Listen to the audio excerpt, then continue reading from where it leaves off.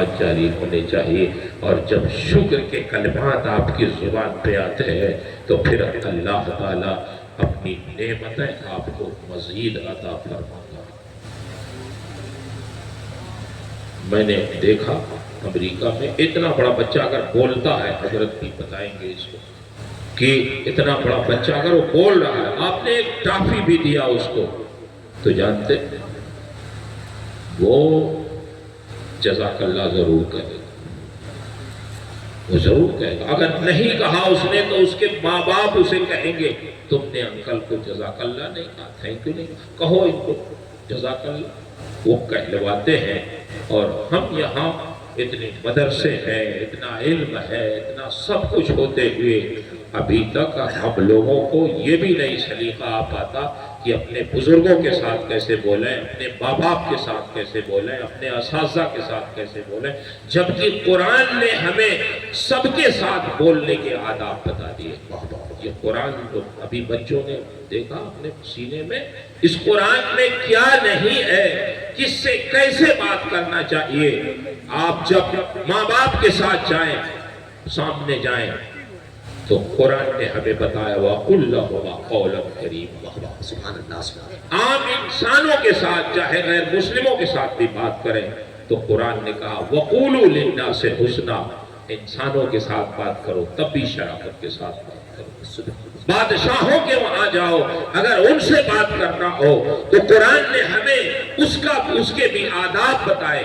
قرآن نے کہ اذهبا إلى فرعون إنه طغى فقولا له قولا لينا لعله يتذكر أو يخشى، کہ جب تم فرعون کے پاس جاؤ، حضرت موسیٰ اور حضرت ہارون سے اللہ نے ارشاد فرمایا تو اس سے نرمی سے بات کرو، کیونکہ نرم گفتگو دلوں میں اثر کرتی ہے۔ تو قرآن نے ہمیں بادشاہوں کے ساتھ بات کرنے کا طریقہ بتایا، بزرگوں کے ساتھ بات کرنے کا طریقہ بتایا، اپنے بچوں کے ساتھ بات کرنے کا طریقہ، سب کے ساتھ طریقہ بتایا۔ لیکن ہمارا حال یہ کہ ہم نہ کچھ سننا چاہتے، نہ سمجھنا چاہتے، نہ کیا مطلب ہے۔ یہ جلسے ہوتے ہیں جو اس کا مقصد کیا ہے، میں آپ کو ذرا قرآن کی روشنی میں سمجھا دوں۔ میرے بھائیو، ہم لوگ یہ سمجھتے ہیں جلسہ ایک رسمی چیز، ارے اس جلسے ہی سے تو ہماری تربیت ہوتی ہے۔ ایک ایک جلسے میں کبھی کبھی ایک جملہ بھی دل میں اثر کر جاتا، پھر وہ کام ہو جاتا۔ وہ آپ کو سمجھا، سلسلہ قادریہ کے بزرگ ہیں حضرت شبلی، ان کے شیخ ہیں حضرت جنید بغدادی۔ خلیفہ کے خلاف حضرت شبلی نے کچھ کہہ دیا، وہ کہتے رہتے تھے، ہمارے بزرگ لوگ خلیفہ کو خاطر میں لاتے نہیں۔ پولیس بھیجا خلیفہ نے، اور پولیس نے دوڑایا تو حضرت شبلی بھاگے اور دیکھا کہ ہمارے پیر صاحب حضرت جنید بغدادی اپنے گھر کے سامنے بیٹھے، وہ ان کے ماموں بھی تھے، پیر بھی تھے، بیٹھے، بس ان کے گھر میں سیدھے جا کے گھس گئے، چھپ گئے۔ پولیس آئی، حضرت جنید بغدادی سے پوچھنے لگی شبلی ادھر آئے، کہاں چلے گئے؟ حضرت جنید نے کہا ہاں آئے، ہمارے گھر میں چھپے ہوئے۔ پولیس اندر گئی، تلاشا، نہیں ملے حضرت شبلی۔ پولیس تلاش کے چلی گئی۔ اب حضرت شبلی نکلے اور پیر صاحب سے عرض کیا حضور اسی لیے آپ کے گھر میں چھپے تھے کہ آپ پورا پتہ بتا دیں، کچھ ہیلا حوالی سے کام لے لیتے آپ کے گھر میں چھپے کہ آپ کچھ حفاظت فرمائیں گے، ہماری کچھ مدد فرمائیں گے۔ آپ نے صاف کہہ دیا کہ ہاں شبلی اسی میں چھپے ہوئے۔ جب انہوں نے پوچھا اگر ہمیں پکڑ لیتے پھر کیا ہوگا، تو اللہ نے بچا لیا۔ تو حضرت جنید نے فرمایا شبلی سنو، اسی جنید کی سچائی کے نتیجے میں آج تم بچے ہو۔ جنید سچ نہ بولتے تو تم پکڑے جاتے اور جنید بھی رسوا ہوتے۔ سچائی کے نتیجے میں اللہ نے تمہاری حفاظت کرتا ہے۔ زندہ باد، زندہ باد، سبحان اللہ۔ کبھی کبھی ایک چیز ہماری دل کی دنیا کو بدل دیتی ہے۔ تو جب ہم کسی جلسے میں جائیں، کسی مجلس میں جائیں، میرے بھائیوں آپ سے بہت ادب کے ساتھ گزارش ہے، تو کچھ سنیں اور اس پہ عمل بھی کریں. قرآن کی آیت ذہن میں رکھیں. کبھی کبھی لوگ سوچتے ہیں مولوی لوگ تو اپنا کہتے رہتے ہیں یار اپنا کام کرو. یہ مولوی صاحب کو کیا پتا ہمیں کیسے رہنا چاہیے. ہم جانتے ہیں کیسے رہنا چاہیے. تو مدرسے میں رہتے ہیں, ملا جی مسجد میں رہتے ہیں, ان کو کیا پتا ہے. قرآن پڑھو. وَلَوْ تَرَى إِذِ الْمُجْرِمُونَ نَاكِسُو رُؤُوسِهِمْ عِنْدَ رَبِّهِمْ. قیامت میں گنہگار اپنے رب کی بارگاہ میں کھڑے ہوں گے سر جھکائے. کیا کہیں گے؟ ربنا ابصرنا وسمعنا. اے اللہ دنیا میں تیرے بندے ہمیں سمجھاتے تھے لیکن ہم ایک کان سے سن کے دوسری کان سے نکال دیتے تھے. اے اللہ آج ہم نے اپنی نگاہوں سے دیکھ لیا, اپنے قبولیت کے کانوں سے سن لیا کہ حق وہی تھا جو تیرے بندے سمجھاتے تھے. ربنا ابصرنا وسمعنا فرجعنا نعمل صالحا. دنیا میں تو ایک کان سے سن کے دوسرے کان سے نکال دیتے تھے لیکن اے اللہ ایک بار دنیا میں اور ہمیں بھیج دے. اب ہم تیری نافرمانی نہیں کریں گے, تیرے بندوں کی سمجھائی ہوئی باتوں پہ عمل کریں گے. نعمل صالحا, نیکی کریں گے, نیک کام کریں گے, تیری نافرمانی نہیں کریں گے. اے اللہ دنیا میں ایک بار ہمیں اور بھیج دے. انا موقنون. اب ہمیں یقین ہو گیا, اب ہم کسی شک و شبہے میں نہیں ہیں. ہم نے اپنی آنکھوں سے دیکھ لیا, اپنی قبولیت کے کانوں سے سن لیا. اے اللہ ایک بار اور مہلت دے دے. اب ہمیں یقین ہو گیا ہے کہ تیرے بندے جو دنیا میں سمجھاتے تھے وہی صحیح تھا. اللہ تعالیٰ کیا ارشاد فرمائے گا؟ اتت کا آیاتنا فنسیتھا. اے میرے بندے, میرے بندوں نے دنیا میں تمہیں سمجھایا, میری آیتیں پڑھ پڑھ کے سنایا, میری نشانیاں بتائیں, میری طرف سے میرے پیغام پہنچائے انہوں نے, لیکن فنسیتھا تو نے ان کو بھلا دیا. وَكَذَلِكَ الْيَوْمَ تُنْسَى. جیسے دنیا میں تم نے میری نصیحتوں کو, میرے بندوں کی نصیحتوں کو, میری نشانیوں کو, میری آیتوں کو تم نے بھلا دیا. وَقَذَلِكَ الْيَوْمَ تُنْسَى. آج تمہیں بھلا دیا جائے گا, یعنی تمہاری طرف نظر رحمت نہیں کی جائے گی. اس لیے میرے بھائیوں جلسوں میں جو بیان کیا جائے اس پر عمل کریں. اسی میں ہماری نجات ہے, اسی میں دنیا میں کامیابی ہے. میں ایک بار پھر بہت مبارکباد پیش کرنا چاہتا ہوں مخدوم گرامی مرتبہ حضرت علامہ مفتی عبدالحق صاحب قبلہ مد ظلہ العالی کو کہ حضور والا آپ بالکل احساس میں نہ رہے. آپ کے ذریعے انشاءاللہ یہاں بھی بڑی بڑی عمارتیں بنیں گی اور یہاں سے بھی اچھے اچھے کالج کی شکل میں عمارتیں بن کر اللہ نے چاہا تو آپ کی خواہشات پوری ہوں گی کہ جن سے دین کا بھی کام ہوگا اور امت مسلمہ کے مستقبل کی روشنی کا بھی کام ہوگا.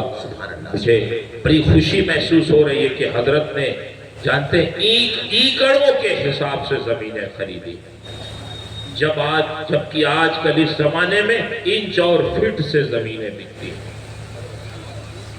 انچ اور فٹ کے حساب سے اب زمینیں بکنے لگی ہیں, لیکن اس مرد مجاہد نے ایکڑوں کے حساب سے زمینیں خریدی ہیں. بس دعا کریں کہ اللہ ان کی عمر میں برکتیں عطا فرما دے, ان کی صحت میں برکتیں عطا فرما دے, اور ان کے منصوبے اللہ ان کی زندگی میں پوری فرما دے, اور ان کے بچوں کو بھی, ان کے معاونین کو, ان کے مخلصین کو, ان کے اراکین کو یہ توفیق عطا فرمائے کہ ان کے منصوبوں کو ان کی زندگی ہی میں پائے تکمیل تک پہنچائیں. اللہ ان کے لیے غیب سے اسباب پیدا فرمائے. کام رکنے کا نہیں اے دلے نادا کوئی, کام رکنے کا نہیں, کام رکنے کا نہیں. یہ شعر بہت زیادہ وہ پڑھتے تھے نانپارہ کے مفتی رجب علی صاحب علیہ. کام رکنے کا نہیں اے دلے نادا کوئی, आलम गैब से हो जाएगा सामा पैदा। वाह वाह जब कोई मर्द मुजाहिद उठ जाता है तो अल्लाह उसके उठे हुए हाथों की लाज रख लेता है। आपने देखा नहीं, मुबारकपुर में एक मर्द मुजाहिद आया जिसको दुनिया हाफिज मिल्लत कहती है। आज उन्हीं के शहजादे हुजूर अजीज मिल्लत तशरीफ लाए। अभी थोड़ी देर के बाद इंशाअल्लाह हजरत की आप ज़ियारत भी करेंगे और उनकी दुआ में भी शरीक होंगे। हाफिज मिल्लत अकेले आए, लेकिन हजारों किस्मतों के फैसले उन्होंने कर दिए। वाह वाह वाह तकरीबन 20,000 अलजामियतुल अशरफिया से आलिम, हाफिज, मुफ्ती, फकीह, मुकर्रिर, मुहद्दिस पैदा हो चुके हैं। इसका नतीजा है, मुझे बताओ, एक मर्द मुजाहिद की मेहनतों का नतीजा है कि अल्लाह ने उनकी मेहनतों को कबूल किया। वो एक मर्द मुजाहिद, किसी दुनियादार पे उन्होंने भरोसा नहीं किया, भरोसा अपने परवरदिगार पे किया, रब्बुल इज्जत की इनायतों पे किया, उसके फजल पे किया।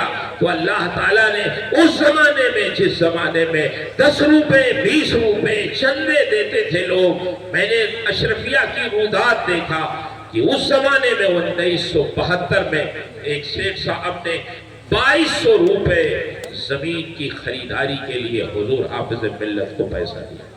2200 रुपए, कलकत्ता में वो रहते थे सेठ साहब, बलिया के रहने वाले थे। 2200 रुपया मैंने रुदात देखा तो रुदात के एक सफ़हे पे अकेला उनका नाम लिखा हुआ, अकेला मोटा सा लिखा था, और उसमें यह भी लिखा था कि जमीन की खरीदारी में इतनी बड़ी रकम किसी ने नहीं दी। उस जमाने में जब 150 रुपए भी बहुत थे, तब हाफिज मिल्लत ने अलजामियतुल अशरफिया जैसे इदारे को कायम फरमाया था। आज तो अल्लाह का करम है कि अल्लाह ने बड़ी कुशादगी अता फरमा दी है, लोगों में इंफाक का जज्बा भी पैदा फरमा दिया है।